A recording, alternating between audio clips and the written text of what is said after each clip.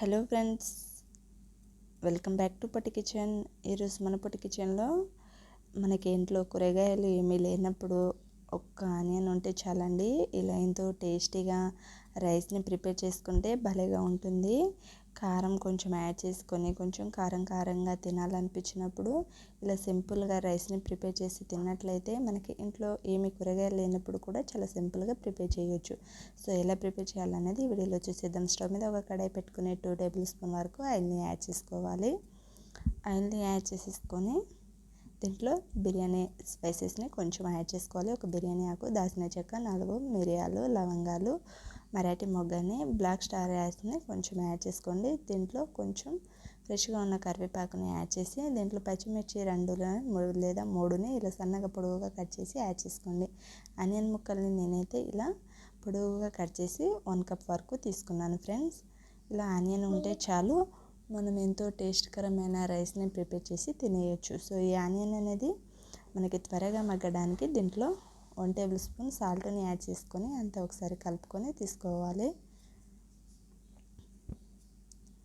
ఇలా కలుపుకొని తీసుకున్నాక ఇలా మధ్యలో కలుపుకుంటూ తీసుకోవాలి. 2-3 మినిట్స్ తర్వాత మనకి ఆనియన్ అనేది ఇలా బాగా పచ్చి వాసన పోయేంత వరకు ఫ్రై చేసి తీసుకుంటే టేస్ట్గా ఉంటుంది. దీంట్లో 1/2 టీ స్పూన్ పసుపుని, ఫ్రెష్గా దంచి పెట్టుకున్న అల్లం వెల్లుల్లి పేస్ట్ 1 టేబుల్ స్పూన్ని యాడ్ చేసుకొని కారాన్ని యాడ్ చేసి తీసుకోవాలి. కారం 1 టేబుల్ స్పూన్ని యాడ్ చేసుకోండి. కారంగా ఈ రైస్ భలేగా ఉంటుంది. సో ఇలా యాడ్ చేసి అంతా ఒకసారి కలుపుకొని కారం ఆయిల్కి పట్టేటట్టుగా దీంట్లో నుంచి ఆయిల్ సపరేట్ అయ్యేంత వరకు ఫ్రై చేసుకోండి. ఇలా ఫ్రై అయ్యాక దీంట్లో 1 టేబుల్ స్పూన్ గరం మసాలాని యాడ్ చేసుకోండి. మీ దగ్గర గరం మసాలా అనేది అవైలబుల్లో లేకపోతే ధనియాల పౌడర్నైనా యాడ్ చేసుకోవచ్చు. రైస్ అనేది ఇలా పొడిలాడుతూ ఉన్నప్పుడు తీసుకొని ఇలా వండుకొని తీసుకోవాలి. సో ఇలా పొడిగా ఉన్న రైస్ని దీంట్లోకి యాడ్ చేసేసుకోవాలి. ఇలా యాడ్ చేసేసుకొని అంతా ఒకసారి కలుపుకొని తీసుకోవాలి.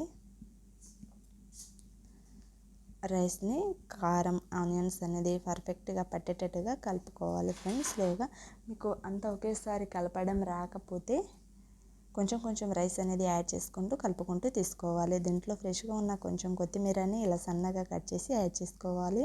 లాస్ట్కి ఒక నిమ్మ జ్యూస్ని ఇలా తీసుకున్నట్లయితే కారంగా పుల్లగా నోటికి తినేటప్పుడు టేస్ట్ అనేది చాలా బాగుంటుంది.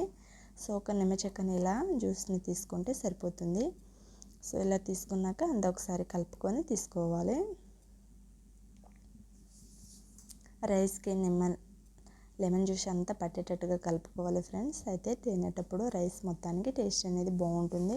సో ఇలా కంప్లీట్గా 2-3 మినిట్స్ బాగా కలుపుకుంటూ తీసుకోవాలి. ఇలా కలుపుకున్నాక స్టవ్ ఆఫ్ చేసి ఒక సర్వింగ్ బౌల్ తీసుకొని సర్వ్ అవుట్ చేసుకొని తిన్నట్లయితే మనకి ఇంట్లో కూరగాయలు లేనప్పుడైనా ప్రిపేర్ చేయొచ్చు. సో లంచ్ బాక్స్కైనా మనం ఈ రైస్ని ప్రిపేర్ చేసి కడుపు నిండా కొమ్మగా తినేయచ్చు. చాలా తొందరగా రెడీ అయిపోతుంది ఫ్రెండ్స్. చాలా సింపుల్గా కూరగాయలు లేనప్పుడు ఏం చేయాలని ఆలోచిస్తూ ఉంటాం కదా, తక్కువ టైంలో ప్రిపేర్ చేసుకొని కడుపు నిండా తినేయచ్చు. సో ఈ టేస్టీ రెసిపీని మీరు ఒకసారి డెఫినెట్గా ట్రై చేయండి. ట్రై చేశాక మీకు ఎలా కుదిరిందో నాతో కామెంట్ బాక్స్లో షేర్ చేయడం మాత్రం మర్చిపోకండి. ఇలాంటి మరిన్ని టేస్టీ రెసిపీస్ కోసం మన పొట్టి కిచెన్ ఛానల్ని తప్పకుండా సబ్స్క్రైబ్ చేసుకోండి. వీడియో నచ్చితే ఒక లైక్ చేయండి. మీ ఫ్రెండ్స్కి రిలేటివ్స్కి షేర్ చేయండి ఫ్రెండ్స్. తప్పకుండా ఇలాంటి మరిన్ని టేస్టీ రెసిపీ డిస్క్రిప్షన్ లింక్స్ ఇస్తాను, కావాలి అంటే చూడండి. Thank you for watching.